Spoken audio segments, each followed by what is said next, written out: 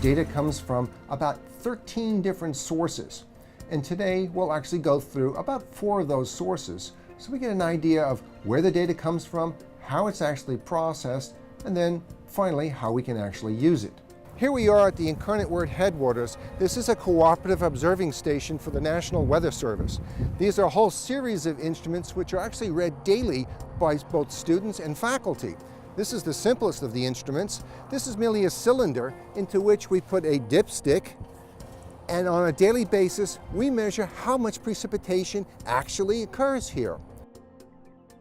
This is a weighing bucket gauge. The gauge actually weighs the amount of precipitation that actually falls into it, and it actually records it inside on a microprocessor, and of course it's powered by this solar cell.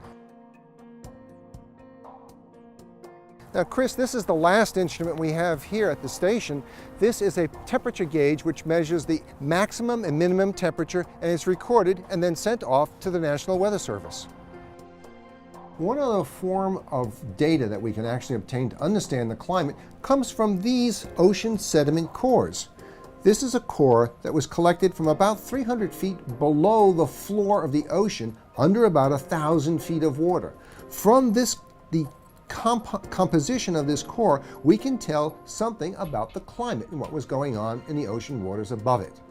There are also chemical qualities of the water, which can tell us indirectly about the temperature. This process starts as material settles on the ocean floor and is built up over the centuries and millennia.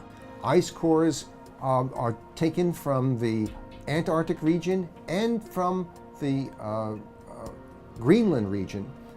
From those cores we can tell what gases are actually trapped in when the core was actually put down. We can also look at particulates in there. We can also get some idea of what the temperature was like, as well as the precipitation. Also captured are dust and pollen, which can tell us what was growing, and through that, what the climate was like at the time. These cores can reach as far back as 80,000 years and potentially much farther. Both ocean sediment cores and ice cores are key to understanding the climate of the past. These are actually tree rings, and this is an example here, a good example of about a 15-year-old tree. Each of those rings represent 1 year's growth.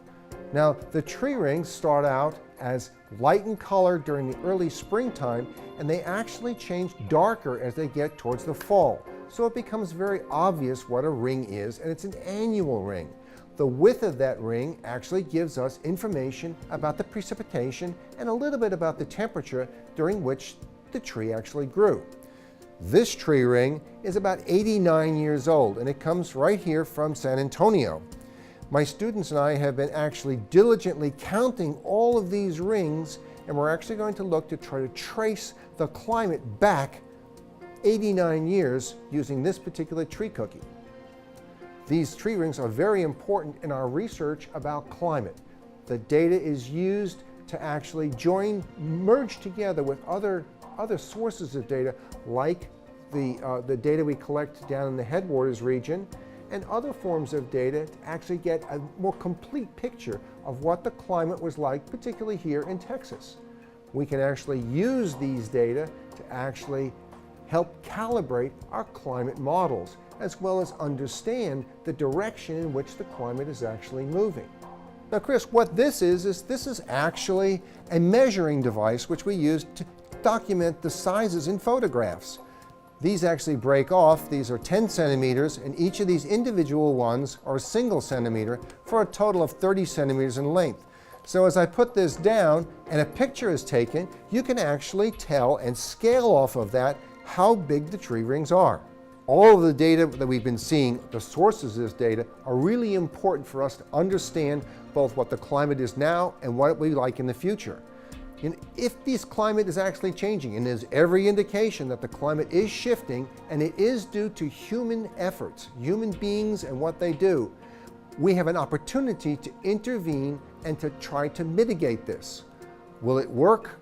That's a good question. There are a lot of people we have to convince to actually change the way they are doing things. And we have to do this to preserve life for not only our children, but also for the people of the world, particularly those who live close to the ocean. because the ocean levels will begin to rise as the water actually expands because of the heat being captured by it. All of this focuses us on what we have to do in order to sustain our lives here in the United States and around the world.